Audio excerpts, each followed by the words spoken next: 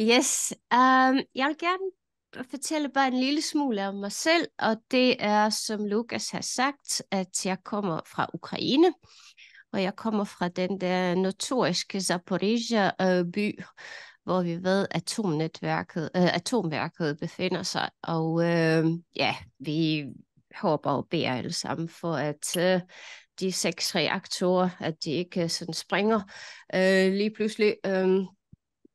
Jeg har ikke boet i Ukraine i ret lang tid. Han har sagt i 26 år. Og derfor er jeg ikke dem af jer, som har været til webinar hos Johannes. Ikke også? Det er jo tit, vi snakker sådan sammen, og han siger til mig, at selvom han er dansker, så er han jo mere opdateret på situationen i Ukraine, end jeg er. Fordi han har jo familie og børn der i Kiev. Men ikke desto mindre, så taler jeg ukrainsk og russisk, og jeg holder mig opdateret på situationen i Ukraine og på den kirkelige situation i Ukraine.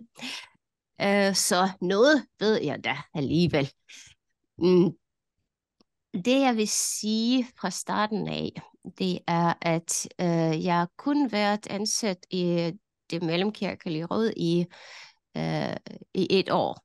Og førhen var jeg dansk lærer for udlændinge, og det var jeg så i 15 år, og derfor taler jeg sådan rimelig okay dansk. Men Lukas, jeg har lidt spørgsmål.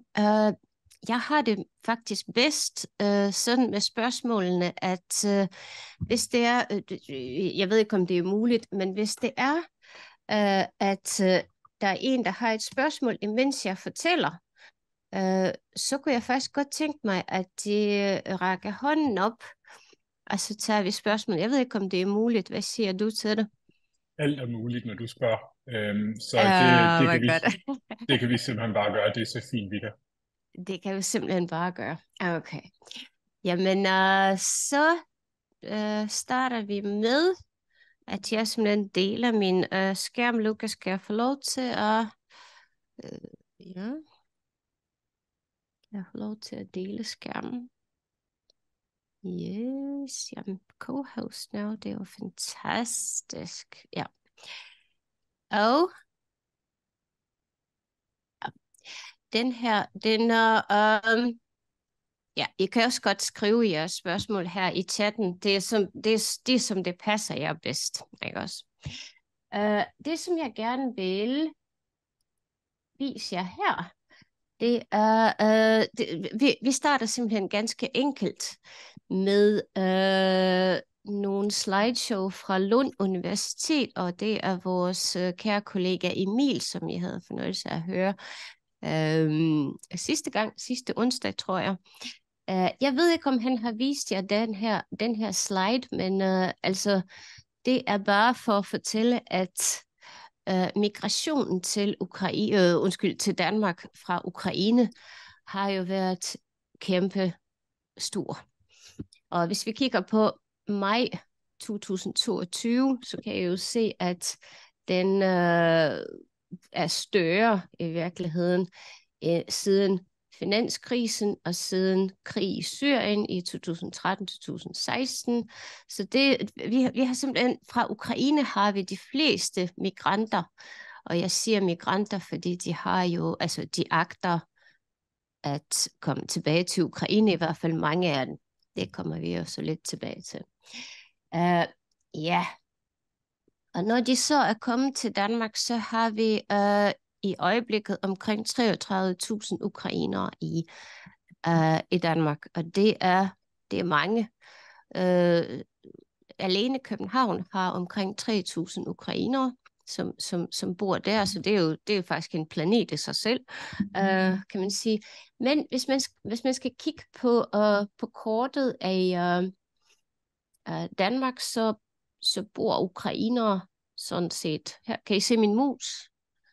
Ja, okay, så bor ukrainerne her primært, og her, og så selvfølgelig også i København. Det er de fleste af dem. Det kan jeg også se på det her kort. Det lader jeg lige være en lille smule, fordi det gemmer vi lidt til senere.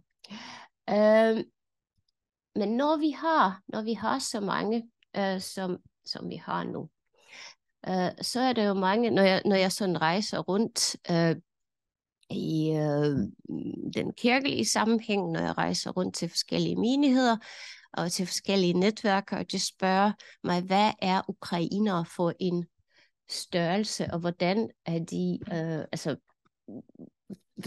hvad er det, vi skal vide om ukrainere, som kommer til Danmark?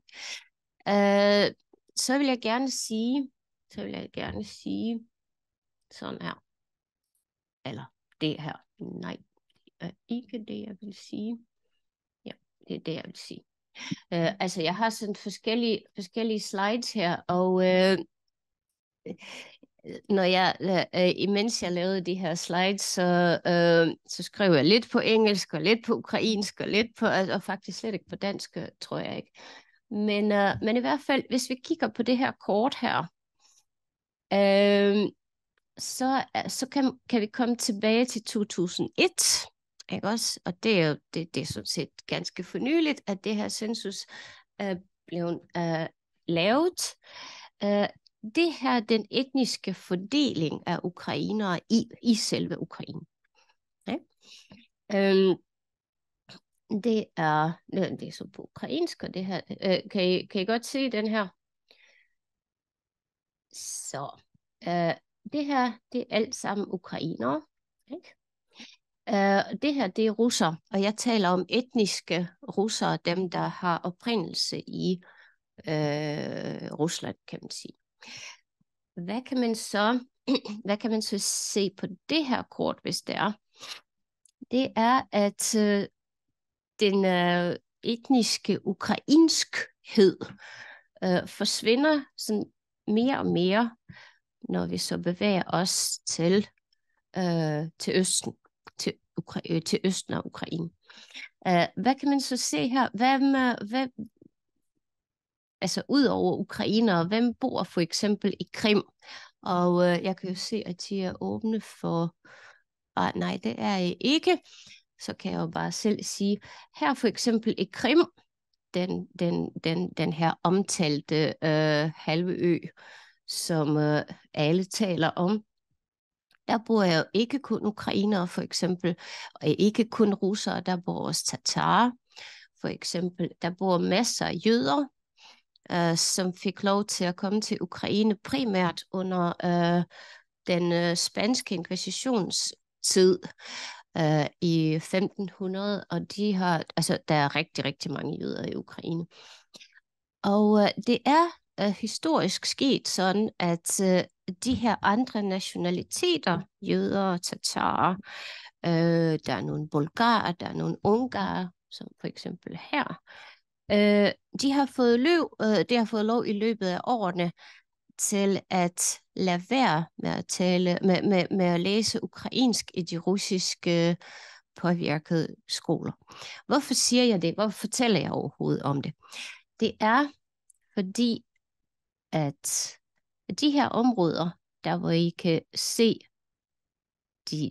de færreste ukrainere bor, de områder er jo selvfølgelig også russisk talende. Altså primært russisk talende.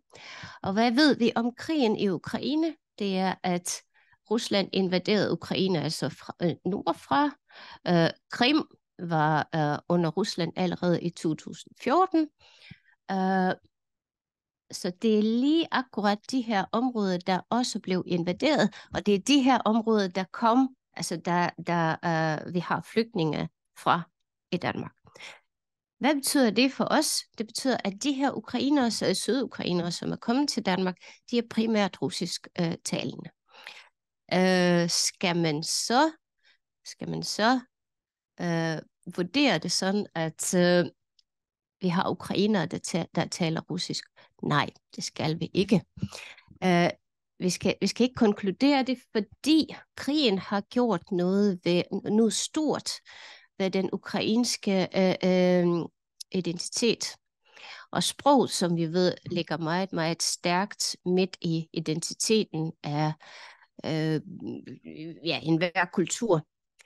Det vil sige, at selv, det er paradoksalt, men sådan er det jo altså sket, at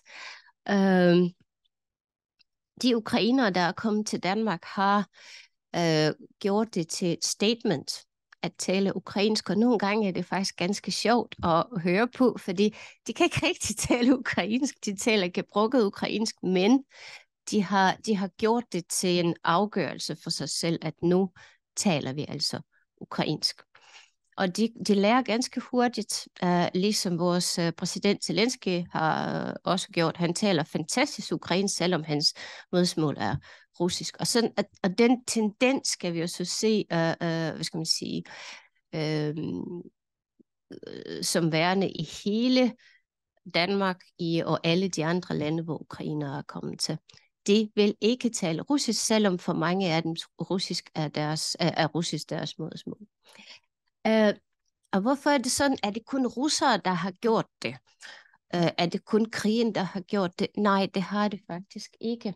Og hvis jeg nu går tilbage til nogle slides her. Jeg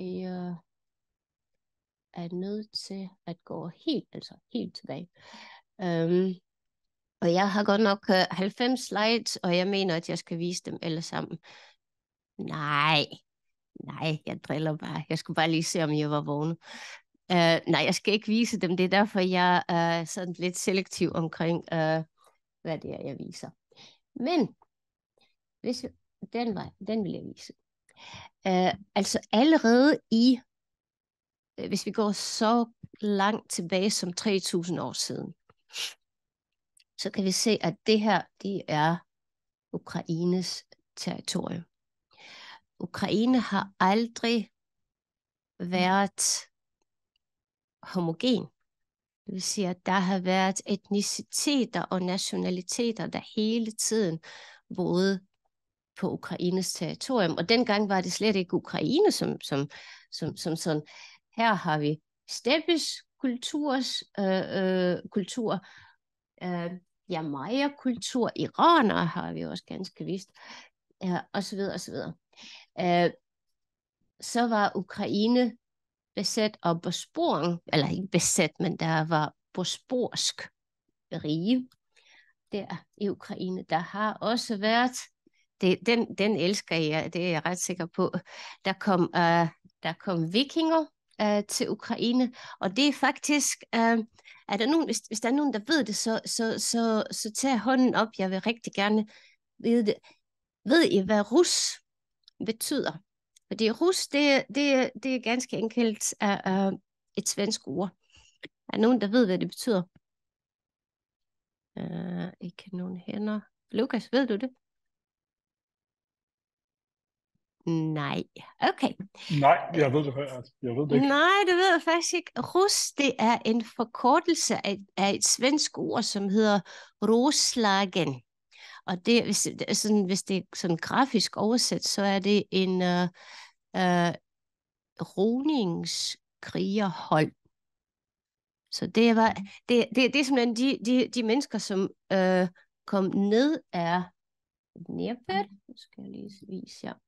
Dnepr er floden, hvor vikingerne kom så til Ukraine. Her ligger Kiev. Okay?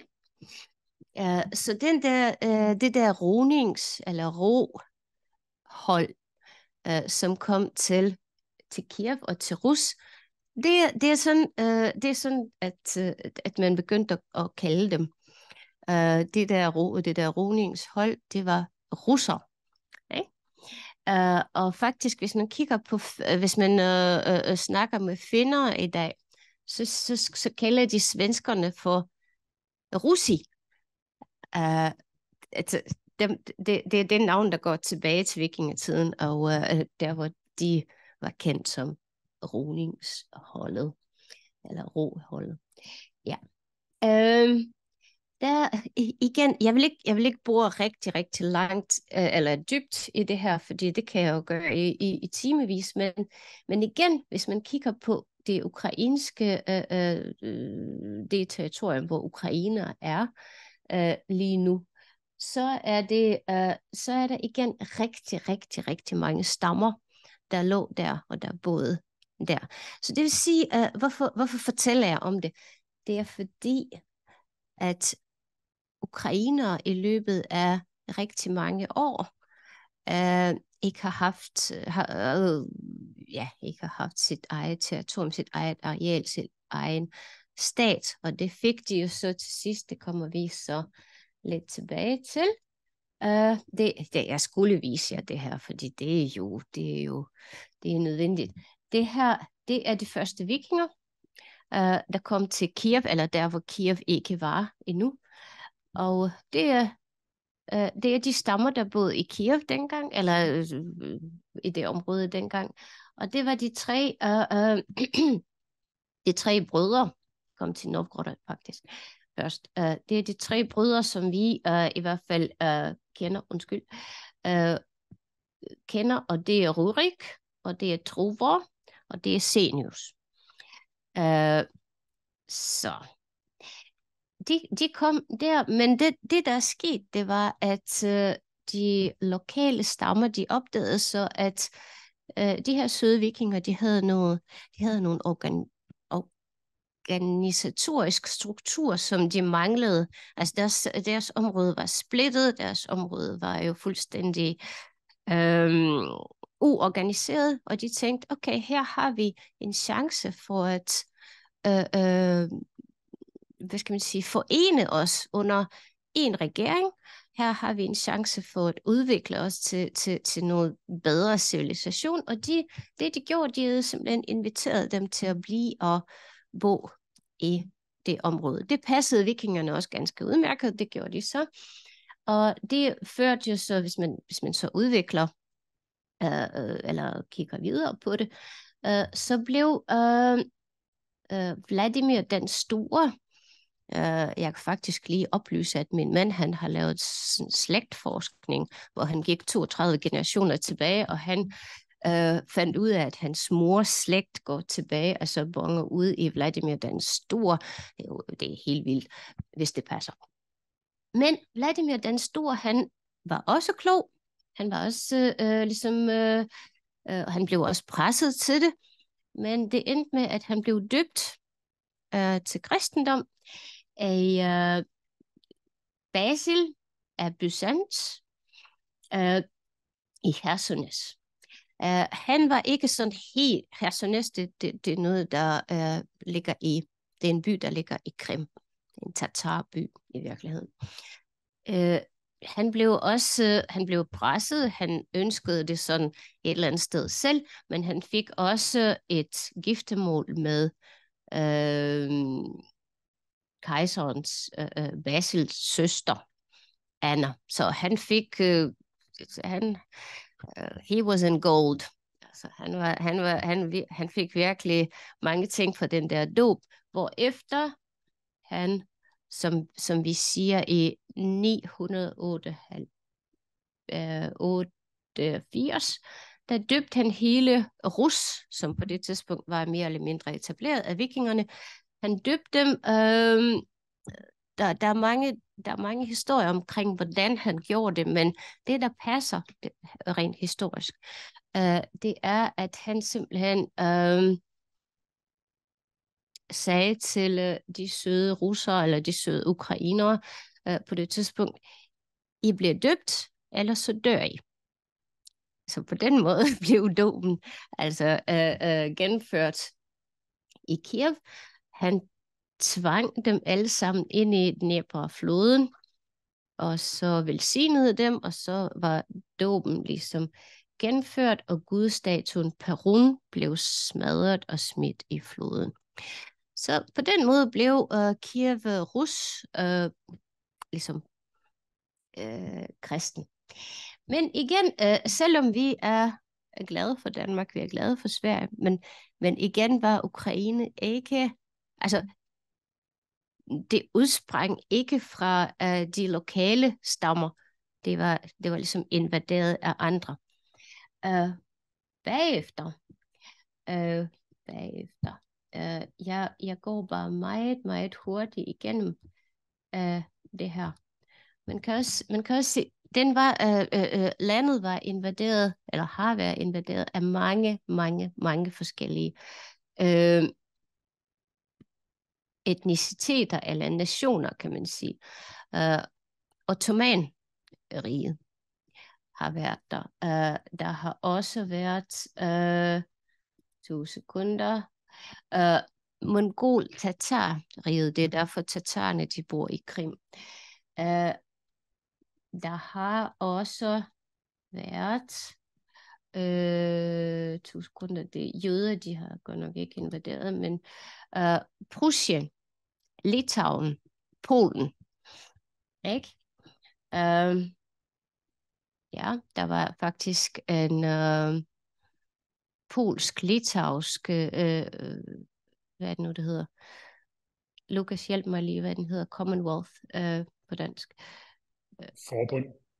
Nej. Hvad er Grønland i forhold til det? Forbund er rigtigt. Forbund er rigtigt, eller på polsk hedder det Rzeczpospolita. Jeg ledte efter et andet ord faktisk, men pyt med det. Det er så det imperium, som regerede her. Union.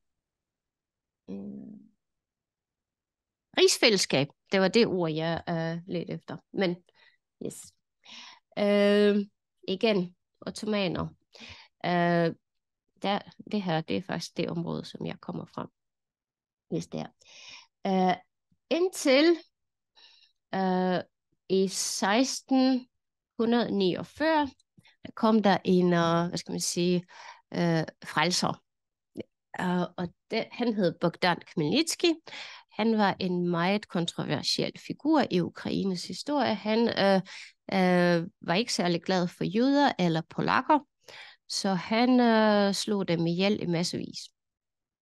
Så det gjorde han, men altså på den måde befriede han Ukraine, kan man sige, og lavede plads, skabt plads til dem, der boede der oprindeligt, eller dem, der sagde, de boede der oprindeligt, uden at der kom nogen udefra. Og han er faktisk ret kendt i Ukraine. Han var som sagt en meget kontroversiel figur, men ikke desto mindre står hans statue, hans altså monument, står midt i Kiev, lige foran den største katedral og den ældste katedral i Kiev. Så han er faktisk velkendt og validt, kan man sige, stadigvæk. Yes. Så det er bare for at sige, at da Rusland så i sin tid, ja, den vil jeg gerne vise jer. Da Rusland i sin tid begyndte at gøre forsøg på at, hvad skal man sige, gøre krav på Ukraine, så fik ukrainere den nok af det. Så det var ligesom den sidste dråbe. Nu har vi været under så mange, og nu har vi også nu er det også nok med det russiske sprog. Der har været en kæmpe bevægelse i Vestukraine, vil jeg bare lige vise jer. Det er startet i 1899.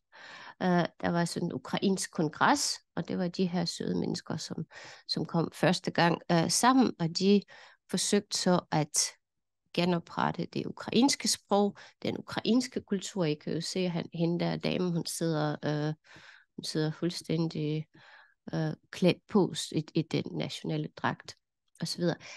Der havde været forsøg, men der har været forsøg mellem delte meninger mellem vest og øst, og østen vil jo så gerne tale russisk, fordi det er jo det, de havde talt mest af tiden. De havde ikke noget imod den russiske kultur dengang på det tidspunkt, men der havde ikke været så store gnidninger mellem de to dele, den vestlige del af Ukraine og den østlige del af Ukraine, og det er der jo heller ikke nu, det skal jeg nok fortælle lidt senere. hvorfor. Jeg vil bare vise jer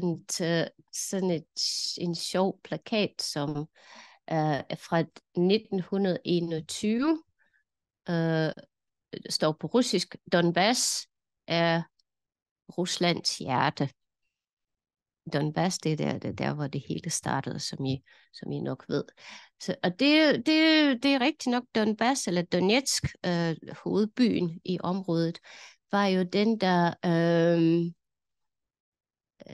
var, hvad skal man sige, det var en industriel by. Den sendte produktionen til, sådan set til hele Rusland, til hele Ukraine, så det er og forbliver, altså hvis den bliver genopbygget selvfølgelig, en stor industriby. Men jeg vil sige, at allerede i 1921 var Donbass sådan, den var regnet med som en russisk by, selvom den stod på den ukrainske territorium. Yes. Det er... jeg vil gerne sige en ting til, inden jeg så skifter til et lidt nyt emne. Det er så de procenter af etniske russere i Ukraine i 2001. Nu kommer vi så lidt tættere på nu. Og det er selvfølgelig, I kan jo se, at i Vestukraine er der ret få af dem. I Krim er der rigtig mange af dem, primært russere. Og i Norden og Østen er der også okay mange af dem. Primært ukrainer, men okay mange russere. Den har jeg allerede vist jer. Og det er så et kort, der viser, hvor mange der talt russisk, eller taler russisk. Ja, af en eller anden grund er det, viser det sted, hvor flyet gik ned, eller styrtede, han har sagt. Den her del viser, at der under 10% af ukrainere, der taler russisk. Så det bliver mindre og mindre russisk, jo hvad skal man sige, jo længere vestpå den kommer. Okay, så langt, så godt. Er der spørgsmål indtil nu? Fordi nu ja, Lukas, du var ved at tale dyb indånding. Ja. Jeg vil bare høre, vi kan nu det næste her. Det kunne være spændende at høre dig fortælle om, hvad er det, den her historie, som du har malet op her, viser jo også, at Ukraine er et land, som er formet af enormt meget indflydelse udefra. Ja. Altså det her med, at man både faktisk først får en statsdannelse ret sent, og der er så mange etniciteter og hvad skal man sige, også religiøse grupper i Ukraine. Ja. Ja. Og jeg tror, som danskere, så tænker man måske også, fordi vi kommer fra sådan en total monokultur, ikke? Hvor alle danskere nærmest bare ligner hinanden på samlebånd. Ja. Så kunne det være spændende også at høre dig sådan sætte ord på, hvad er det så? Altså, kan man tale om en ukrainer bare sådan i ental? Altså, hvad er det for nogle 33.000 mennesker, vi har fået herop? Fordi du har jo også erfaring med dem gennem det arbejde, som du gør i Folkekirken. Og det kunne være spændende at høre dig også sætte nogle ord på det. Det er et rigtig godt spørgsmål, Lukas. De ukrainere, som vi har fået her, altså de ukrainere, som bor i Ukraine, og de ukrainere, som vi har fået her i endnu større grad, de kan være af forskellige etniciteter. For eksempel, hvis I kigger på mig, så har jeg sådan noget tatar-træk i mig med kindben og med læberne og sådan noget. Det har nogle af ukrainere også i sig.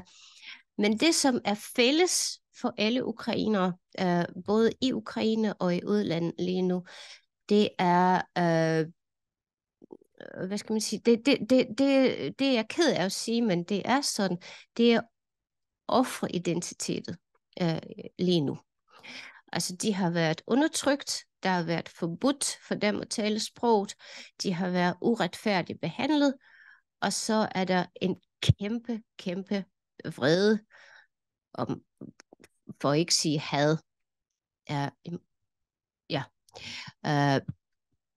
Så det er selvfølgelig ikke særlig, hvad skal man sige, det er ikke særlig heldigt, men det er sådan. Det er sådan, som det er. Jeg skal lige se, om jeg kan se alle deltagere her. Hvordan gør jeg det? Hvordan gør jeg det? Det gør du ved at klikke view, og så trykke gallery, så kan du se os alle sammen. Ja, det er jo rigtigt. View and gallery. Ja. Jeg tror ikke, jeg kan det, fordi jeg er ikke... ja, men pyt nu med det. Det er sådan set ligegyldigt. Men må jeg spørge, Vika, du sagde det Ja. her med offermentalitet. Kan du prøve at sætte ord på, hvad det betyder? Fordi hvis man kender til Ukraines historie, så har Ukraine jo virkelig også været offer. Altså under Sovjetunionen, der var det jo nogle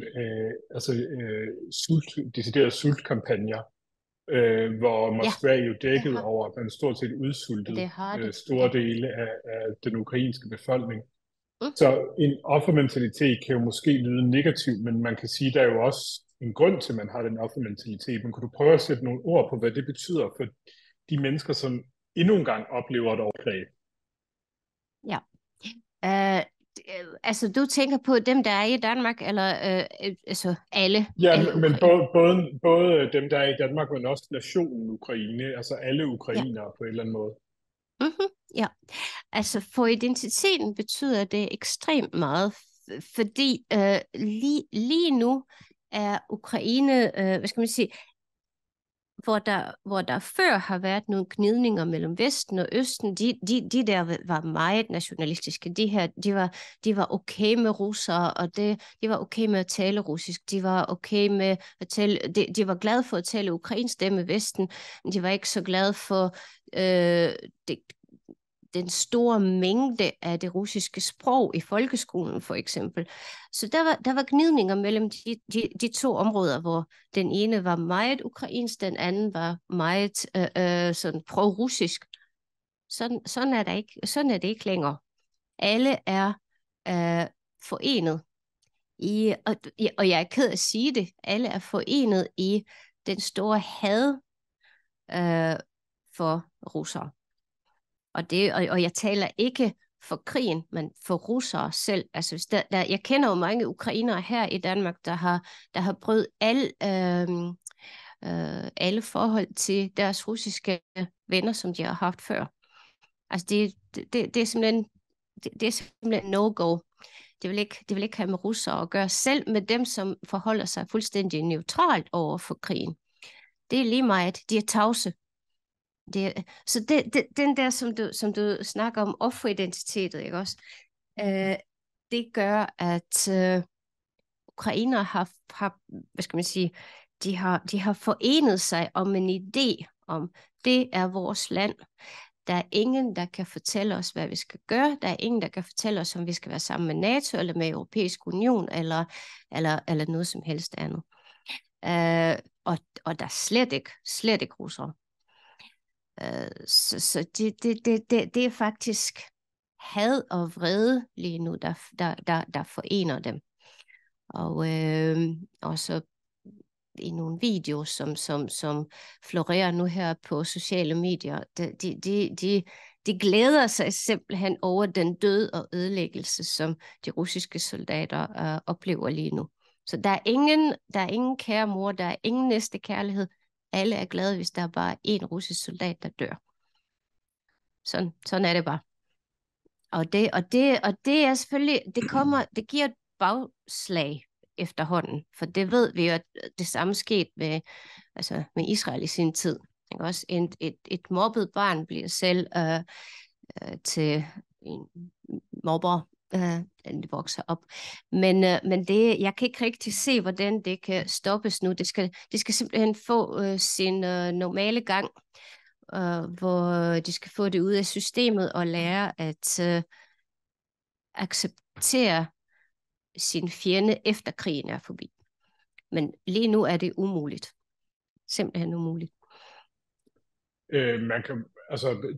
Det er jo også en meget menneskelig reaktion, kan man sige. Hvis man bliver bombet, har man jo ikke sådan en tendens til altid at søge dialogvejen. Når man ligesom er bange for at få et missil i hovedet. Og når man så samtidig også, som du siger, har den her lange historie, hvor der netop er blevet begået overgreb mod befolkningen. Men jeg tænker også med både din opvækst i Ukraine og dig som ukrainer, som har boet mange forskellige steder i verden, hvad vil du så ønske danskerne vidste om ukrainer? Altså hvis du ligesom kunne fortælle danskerne Ja. Og hvad det er jo skulle det så være? Ja, og det er jo det, jeg kommer til. Altså, det vi ved om ukrainere, når de kommer til Danmark, det er, at de ikke er irakere eller iranere, som kommer med en anden religion, med en helt anden kultur. Det er heller ikke tamiler, det er heller ikke etioper, som er faktisk totalt fremmede for os. Det er nogle hvide mennesker med en religion, med en kulturreligion, eller med en rigtig troende religion, som minder om vores i Danmark. Så på den måde er det ikke så meget anderledes end os. Men det vi skal vide om Ukraine, og specielt om dem, som kom fra de der russiske områder, det er, at specielt i de østlige områder, hvor de fleste flygtninge kommer fra, har folk været præget meget af den sovjetiske kultur. Så her taler vi om to kulturer. Den ukrainske med nationale dragter og med de nationale sange og musik og glæde og alt muligt andet.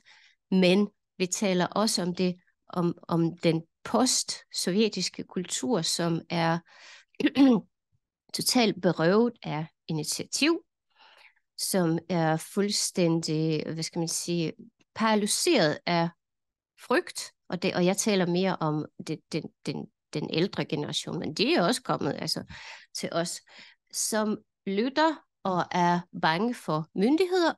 Altså de er primært bange for myndigheder. Altså hvis man ser en politimand i Ukraine, så skal man prøve at gemme sig, fordi der sker noget skidt. Ikke også? Så det er stadigvæk en helt anderledes kultur, som vi har fået her, og de forsøger at overleve så godt som de nu kan, men de har ikke sprog. Mange ukrainere taler ikke engelsk, de er i gang med at lære dansk. De har 0 sprog, specielt de ældre mennesker. Og det vil sige, at det er deres primære behov lige nu. Og nu kommer jeg så lidt tilbage til, eller ikke tilbage, men frem til, hvad det er, at man ligesom kan, eller hvad vi har gjort for ukrainere på den her måde, eller i vores organisation osv. Jeg vil bare lige hurtigt sige, inden vi kan gå ind i det næste, at her om 8 minutter, så åbner vi op for gulvet til spørgsmål. Okay. I må stadig gerne række hånden op, hvis I har nogle spørgsmål, mens vi kan tale. Men ellers så tager vi de sidste 10 minutter som sådan en åben samtale. Og det I kan gøre, det er, at I kan simpelthen række hånden op, og så skal jeg nok lige, prikke jer på skuldrene ved at sige, at I har et spørgsmål, og så kan I stille det til Vika. Vi ser, der er kommet nogle spørgsmål i chatten, og dem tager vi her, når vi går ind i spørgsmålsområdet. Men hvad skulle Vika fortsætte? Ja, men det er, jeg kan godt klare det på 8 minutter. Det som jeg vil sige, det er, at selvfølgelig som alle flygtninge i Danmark eller et andet land, så kommer der nogen fra Ukraine, og de har de akutte spørgsmål, som skal klares. Og det kan vi som alle medmennesker kan hjælpe dem med. Det handler om at lappe cykler, om at læse brev fra kommunen og hjælpe dem med det danske sprog, at blive venner med dem, så de kan lære sprog, sådan at de ikke føler sig fremmede i Danmark. Og det er jo sådan set fantastisk godt. Det kan vi alle sammen gøre som individer og som kirke og som kristlige i de kristne sammenhæng, som vi ved.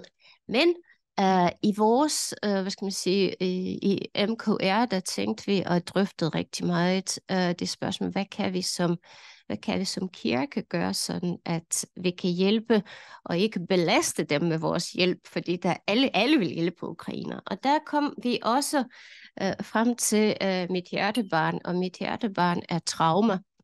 Alle flygtninge kommer med en trauma. Og hvis det er altså det kan være en forholdsvis lille trauma, det kan være en ret svær PTSD, som det påvirker også dem, som er omkring dem. Også de danske værter kan det påvirke, som for eksempel ukrainere bor sammen med. Og det hedder sekundærtraume. Så det er, når du bor alt for længe sammen med en, som har en svær form for traume, så bliver du også sådan mere eller mindre traumatiseret. Og her har kirken en unik rolle. Jeg er ret sikker på, at mange af jer har hørt mig sige det allerede. Her har kirken den unikke rolle i form af sjælesorg. Sjælesorgen er uhyre vigtigt, og jeg mener ikke åndelig hjælp. Jeg mener bare i form af at lytte og forstå og græde sammen, hvis det er, at man fungerer sådan bedst. Det eneste, det er, at ukrainere selv ikke forstår, at de har en form for traume. Dels fordi traume som emne har været tabuiseret i Ukraine. Altså, man skal bare tage sig sammen. Ikke også? Det er noget pjat, det der med stress. Der er ikke noget, der hedder stress. Du står op om morgenen, du går på arbejde. Og det er det samme her. Her har jeg jo, hvad skal man sige, en opgave at hjælpe mine børn i skole, og der er også mangel på penge, og jeg skal også finde arbejde osv. Og så kollapser dagen lige pludselig. Det hele falder sammen, og de ved ikke hvorfor. Fordi der er ingen, der nogensinde har forklaret dem, hvad traumer er, og det påvirker, det indhenter dem. Og derfor har vi, altså jeg skal nok fortælle, jeg tror, der kommer spørgsmål omkring det, jeg skal nok fortælle om de specielle tiltag, som vi har været i gang med. Der har også været nogle oplysninger om traumer. Jeg ved, at der er nogle ukrainske volontører, der har taget sig sammen og hvad skal man sige, hjælp dem psykologisk. Men det er noget, altså jo længere integrationen står på, jo mere af det kommer vi til at se. Fordi trauma har de der karakteristiske træk her, ikke slå til med det samme. Det er ligesom en bombe, der ligger og tikker, og hvad skal man sige, og så lige pludselig eksploderer, og man ved ikke hvorfor. Så det vil jeg sige er helt klart et tiltag, som kirken skal og absolut skal være involveret i. Lukas, har jeg gjort det på 8 minutter? Det har du, det som du endda også gjort men selvfølgelig taler vi også om sprogcaféer, selvfølgelig taler vi også om vennehjælp, selvfølgelig taler vi også om sådan rent praktisk hjælp, om mad, om at finde arbejde og hjælpe dem med at finde arbejde, gå i praktik og så videre, få CPR-nummer. Det er slet ikke fællesspisning, men kulturnat, you name it.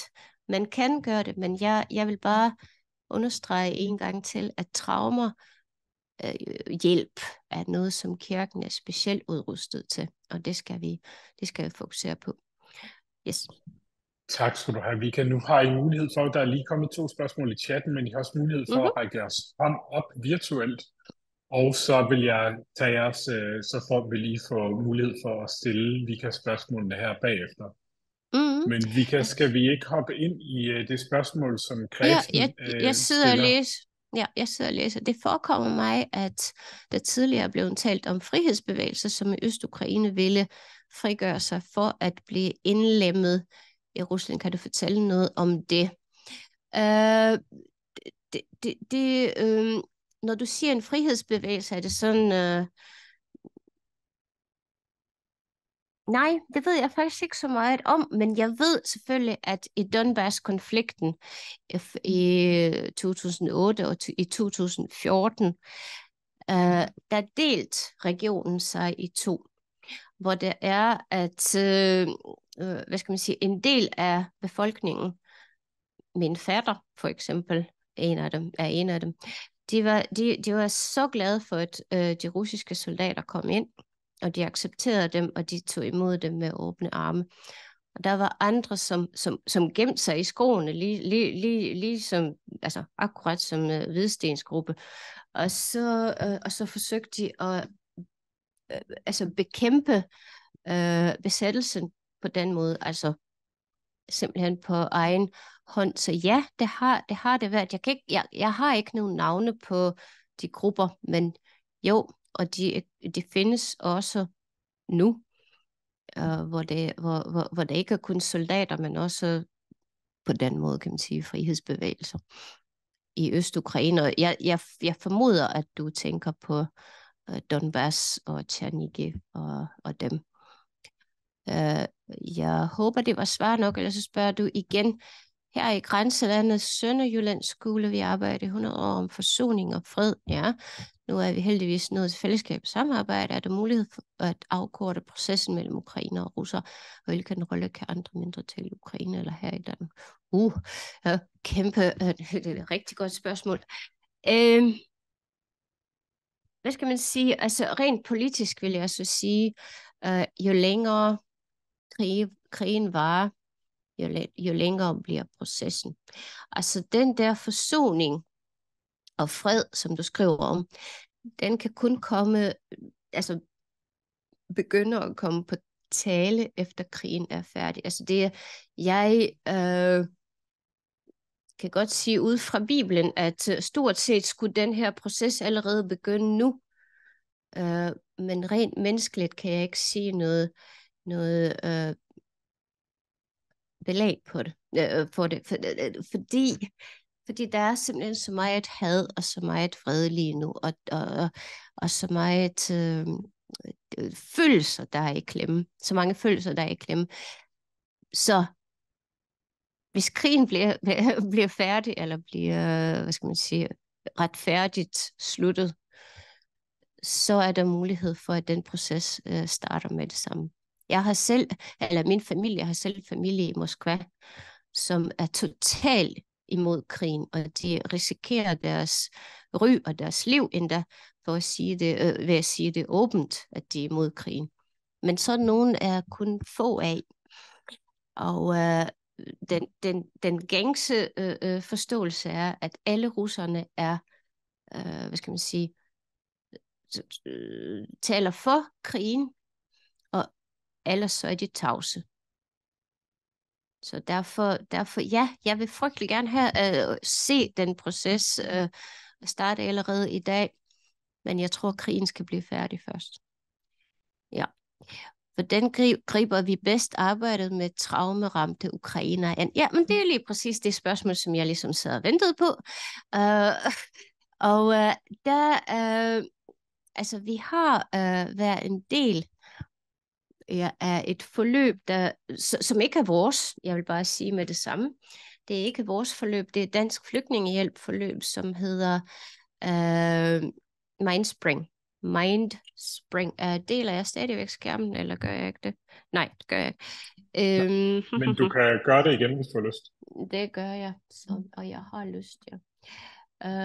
Jeg vil bare lige sige her. Og jeg skriver lige, Mindspring er et socioterapeutisk forløb for 4 forskellige grupper, og det er arrangeret af Dansk Flygtningehjælp.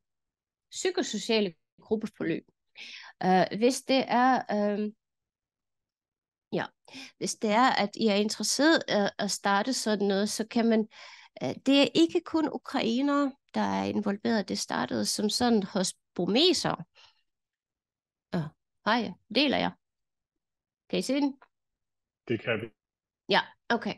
Så hedder Mindspring med stort S, og det er, ligger på den her side. Jeg kan godt dele linket her i chatten, hvis der er. Ja, okay. Og der kan I så læse, men som I kan se, ikke også, så er der jo et specielt rubrik her, som handler om Mindspring forløb for ukrainere. Og den er genial. Den er simpelthen genial. Jeg har været i gang med et forløb for forældre. 6 mødegange, hvor det starter ganske stille og roligt, hvor det er, at man taler ganske roligt, hvor man kommer fra, og så går man mere og mere i dybden af traumaen, som alle har, og de har det alle sammen. Så taler man om følelser, så taler man om kommunikation med deres børn, så taler man om traumer, og der bliver grædt, og der bliver smilt, og der bliver, altså man kommer virkelig ud af det her. Der var en dame, der sagde til mig, det var som om, at jeg havde sådan hvad hedder det, noget, der blev zippet op, som lynet op, eller ned i mit bryst, og jeg er så glad. Men hvis I gerne vil vide mere om, hvordan...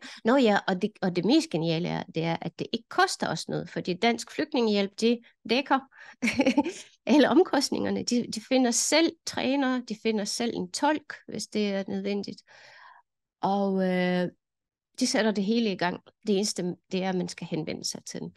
Så det er det, vi kan gøre. Det er jo selvfølgelig... der er jo selvfølgelig også en masse af volontører eller frivillige, der arbejder med ukrainer, hotlines og hvad ved jeg. Men det her kan foregå på en organiseret måde, der hvor man inviterer dem. Fordi de ringer tit ikke, altså det er tabu, ikke også? De ringer ikke til den der hotline, fordi så er jeg nok den eneste, der er tosset her. Her sidder der en gruppe af 10-12 mennesker, der er i samme båd alle sammen. Så det er det, der er så godt ved det. Yes. Er der flere spørgsmål, der er kommet? Nej, er der ikke. Men det her har vi arbejdet med, og der ligger faktisk en artikel om det på vores hjemmeside, altså Interchurch hjemmeside, hvor man kan læse, hvordan det er foregået, hvad reaktionerne har været, og der er flere og flere, der er i hvert fald 2 steder i København lige nu, som gerne vil være med i det her forløb for ukrainere. Det er tiltrængt, det er nødvendigt. Det er ikke nemt at få dem til at være med, men hvis de er med, så er det godt. Jeg vil bare lige sige her til sidst, at vi har jo en del ressourcer og materialer, som vi kan også lige være inde på, som ligger på vores hjemmeside. Og det er alt fra liturgier, der er oversat til ukrainsk, til beskrivelser af konfirmationsforberedelser og forklaring af folkekirken, og alt, hvad man kunne forestille sig. Og vi har jo også den fornøjelse, at I er velkommen til at skrive til os, hvis der er noget, vi kan hjælpe jer med.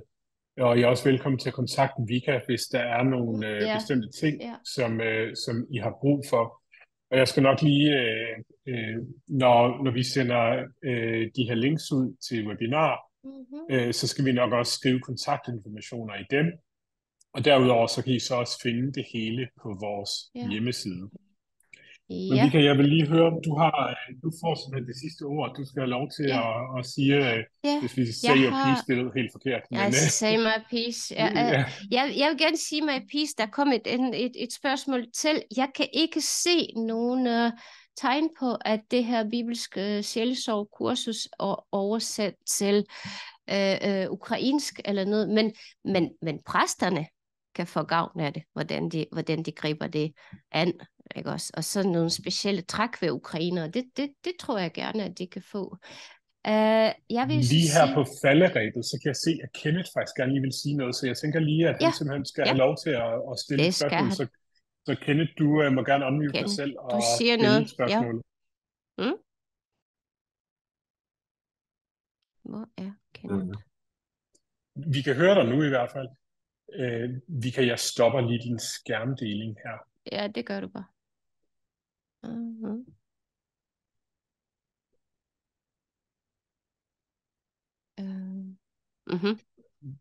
Yes. Vil du prøve at sige noget, Kenneth? Vi kunne høre dig et kort øjeblik, og så forsvandt du igen. Jeg kan ikke se ham nu. Kenneth. Kan jeg høres nu? Nu kan du høre os, ja. Jeg kan ikke få billedet til at virke, skulle jeg sige. Men Ej, det er lige mig. Ja, måske. Nå, jeg vil bare sige, at jeg hedder Kenneth, jeg er direktør i Dansk Flygtningehjælp, og tak, Vika. Det er fuldkommen fantastisk. Reklame, ikke? Det bliver ikke bedre.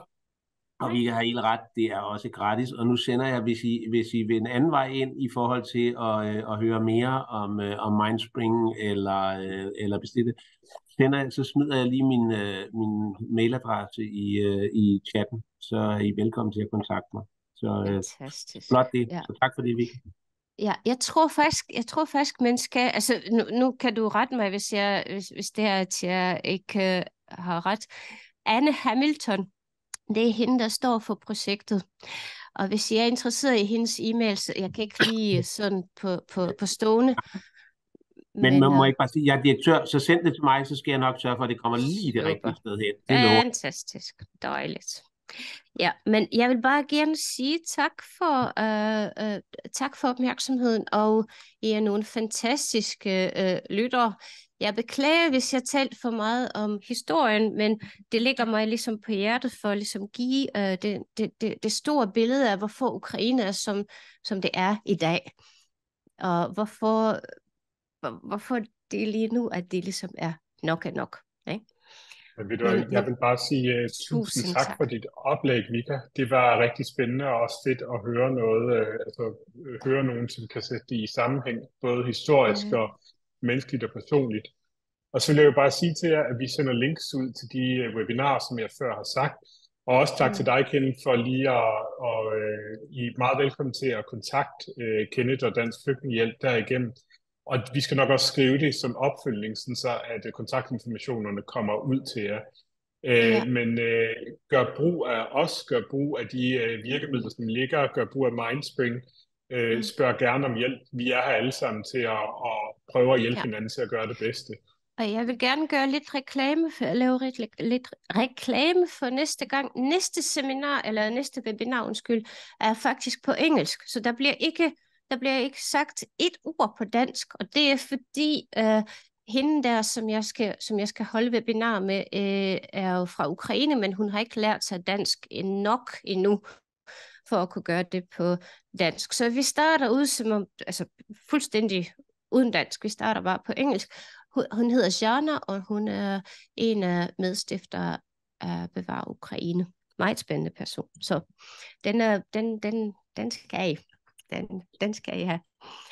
Ja. Så tusind tak for i dag. Nyd jeres onsdag, og I hører mere fra os. Vi sender jer en lille pakke med alle webinarer her til sidst. Tak for i dag.